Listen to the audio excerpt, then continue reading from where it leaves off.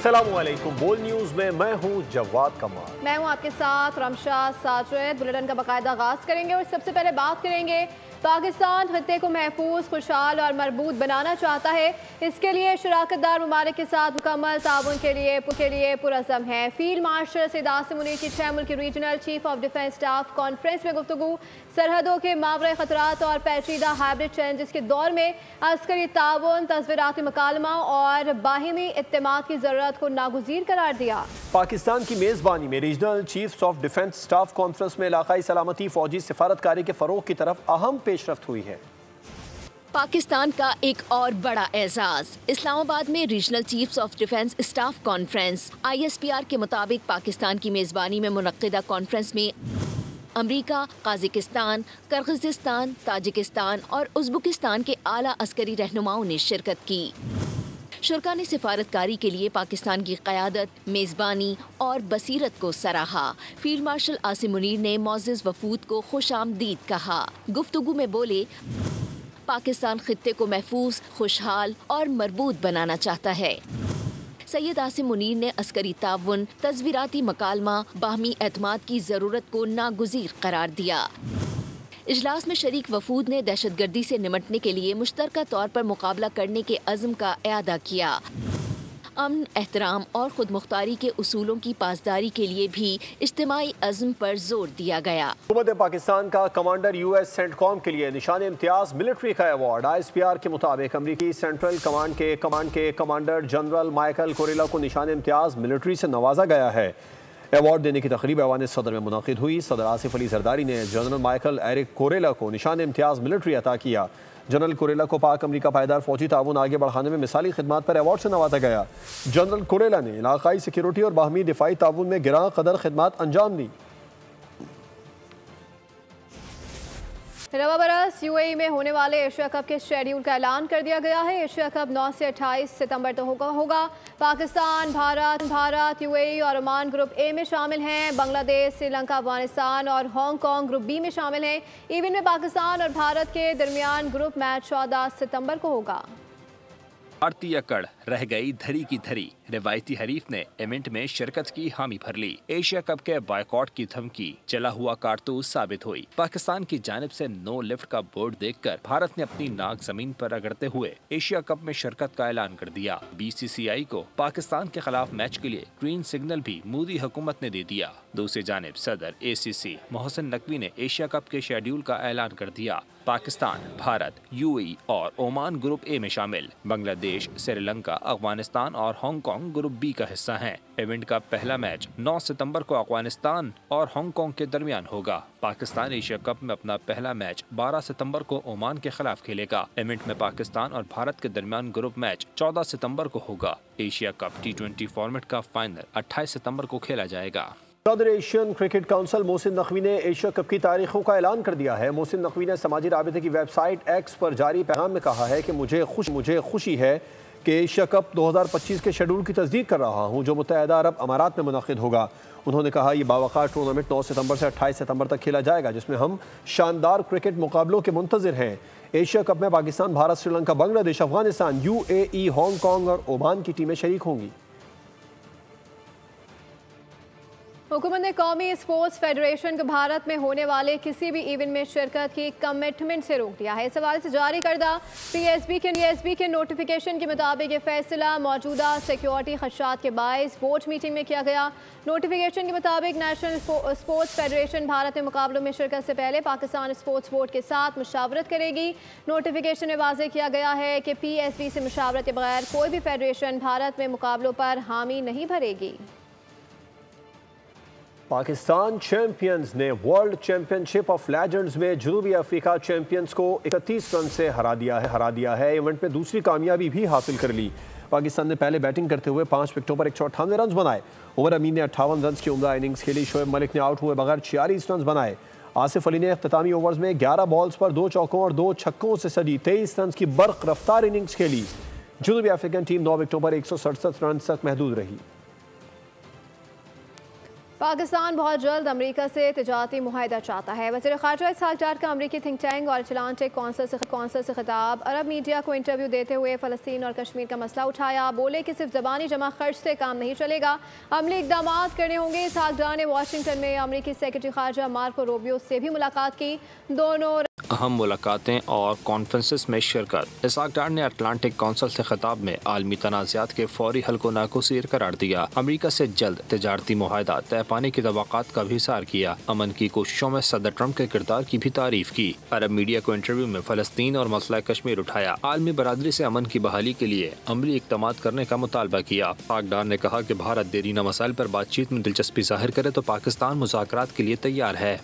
आफिया सिद्दीकी की बहन की वज़ीर आज़म शहबाज शरीफ से मुलाकात हुई। इसहाक़ डार ने इस हवाले से गैर मुनासिब जवाब दिया। प्रोग्राम बोल्ड रिपोर्ट्स विद बतूल राजपूत में गुफ्तगू करते हुए सीनियर रहनुमा पीपल्स पार्टी कादिर खान मंदुखेल का कहना था कि मैं आफिया का वकील रहा हूँ।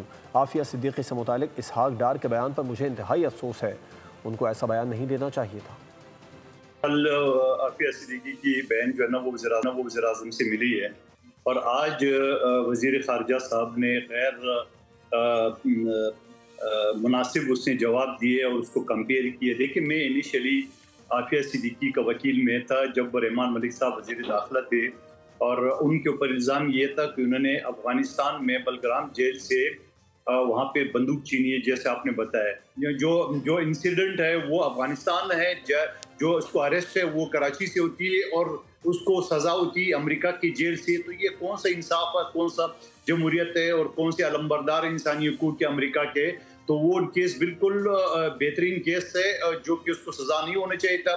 लेकिन इसहाक़ डार ने न जाने किसके साथ कंपेयर करके उस केस का बेड़ा गर्क कर दिए, जो मुझे इंतहाई अफसोस है। इस तरह बयान नहीं देना चाहिए। नायब वज़ीर आज़म और वज़ीर ख़ारजा इसहाक़ डार का कहना है कि डॉक्टर आफिया सिद्दीकी केस को सियाक़ सबाक़ से हट कर लिया जा रहा है। सोशल मीडिया बयान में उनका कहना था कि अटलांटिक कौंसिल थिंक टैंक में बानी PTI केस से मुतालिक सवाल किया गया। बानी PTI केस के जवाब में डॉक्टर आफिया सिद्दीकी केस का हवाला दिया। आफिया सिद्दीकी की रिहाई के लिए तमाम सिफारती अदालती मुआवनत फराहम करते रहेंगे। हर मुल्क के अदालती और कानूनी तरीक़ेकार होते हैं, अदालती और कानूनी तरीक़ेकार का एहतराम किया जाना चाहिए, वो पाकिस्तान के हों या अमेरिका के। उनका कहना था कि आफिया सिद्दीकी की रिहाई के मामले पर हमारी हुकूमत का मौक़िफ़ दो टोक और वाज़ेह है। गवर्नर पंजाब सरदार सलीम हैदर खान ने सैलाब मुतासरीन की इमदाद के लिए वज़ीर आला पंजाब मरियम नवाज को ख़त लिख दिया। कहा, लोगों को सख्त मुश्किलात का सामना है, चकवाल और झेलम को आफत ज़दा करार दिया जाए। गवर्नर के ख़त पर वज़ीर इत्तलात पंजाब अज़मा बुखारी का जवाब आ गया। बोली, आपको खुला ख़त लिखने की कोई ज़रूरत नहीं, क्या आपको हर बार आपका आइनी रोल याद करवाना होगा? आप गलती करने से बाज नहीं आ रहे। गवर्नर और पंजाब हुकूमत फिर आमने सामने। वजह बना गवर्नर का वज़ीर आला को लिखा गया खत। गवर्नर पंजाब ने सैलाब मुतासरा इलाकों के दौरे के बाद लिखे गए खत में कहा कि सिला चकवाल और चहलम को आफत ज़दा करार दिया जाए, नुकसानात के असाले के लिए जल्द इक़दाम उठाए जाएँ। सैलाब से मुतासरा शहरों में पुल टूट गए, सड़कें बह गईं, गरीबों के घर, मवेशी और कीमती सामान तक सैलाबी रेले में बह गया। अवाम के नुकसानात के असाले के लिए जल्द इक़दाम उठाए जाएँ। वज़ीर इत्तलात पंजाब अज़मा बुखारी ने गवर्नर पंजाब के ख़त का जवाब दे दिया। कहा, आपको खुला ख़त लिखने की कोई ज़रूरत नहीं। मासरत के साथ आपको हर बार आपका आइनी रोल याद कराना पड़ता है, लेकिन आप गलती करने से बाज नहीं आते। अज़मा बुखारी ने कहा, पंजाब हुकूमत सैलाब मुतासरा इलाकों में इमदादी सरगर्मियाँ शुरू कर चुकी है। किसी को जगाना चाहते हैं तो अपनी जमात और अपनी हुकूमत को ख़त लिखें। अज़मा बुखारी ने कहा, पंजाब के अवाम ने मरीम नवाज को मैंडेट दिया है, आप सिर्फ नुमाइशी दौरे करके अपना फोटो सेशन का शौक पूरा करें। कराची माली खुद मुख्तारी से महरूम है, शहर की तरक्की रुक गई है, वफाकी हुकूमत शहर की ज़रूरियात से गाफिल है, खुद इक़दाम करना होंगे। मेयर कराची मुर्तज़ा वहाब ने इंग्लिश अखबार में लिखे आर्टिकल में कराची के मालियाती इस्तेहकाम और ख़ुद इन्हिसारी पर जोर दिया। उनका कहना था कि म्यूनसिपल बॉन्ड्स का इजरा कराची के लिए गेम चेंजर साबित हो सकता है। 1.9 अरब रुपए इकट्ठे किए, हासिल आमदन तरक्याती मंसूबों पर खर्च हो रही है। मेयर कराची का कहना था कि माली खुद मुख्तारी के बगैर हुकूमत की कारकर्दगी नामुमकिन है। सिर्फ MUCT आमदन काफ़ी नहीं, उन्होंने फौरी फंडिंग के लिए बॉन्ड्स को नागुज़ीर करार दिया। मेयर का मज़ीद कहना था कि मकामी म्यूनसिपल बॉन्ड्स मुल्की और गैर मुल्की सरमायाकारों से फंड्स का मौसर जरिया हैं। म्यूनसिपल बॉन्ड्स की बदौलत कराची अपने तरक्याती मंसूबों के लिए खुद फंड्स मुहैया कर सकता है। न्यूयॉर्क, लंदन, अहमदाबाद, पुणे जैसे शहरों ने म्यूनिसिपल बॉन्ड से तरक्की की। वफाकी हुकूमत शहर की जरूरियात से गाफिल है, खुद इक़दामात करने होंगे। अब वक्त है कि कराची अपने पाँव पर खड़ा हो और माली खुद मुख्तारी हासिल करे। म्यूनिसिपल बॉन्ड्स का जरा कराची के लिए गेम चेंजर साबित हो सकता है। बल्दिस्तान में बारिश, सैलाब और लैंड स्लाइडिंग की तबाहकारियाँ, मुतादिद इलाके आफतज़दा का करार। पहाड़ी रेलों ने दर्जनों देहात सफ़हस्ती से मिटा दिए हैं। सैकड़ों मकानात, दुकानें, गाड़ियाँ, पुल बह गए। मुख्तलिफ हादसात में 9 अफराद जाँ बहक, 12 से ज़ायद ज़ख्मी हो गए। शाहराह बाबूसर पर लापता अफराद की तलाश जारी है। बारिश, सैलाब और लैंड स्लाइडिंग के बाद गिलगित बल्तिस्तान तबाही की दास्तान बन गया।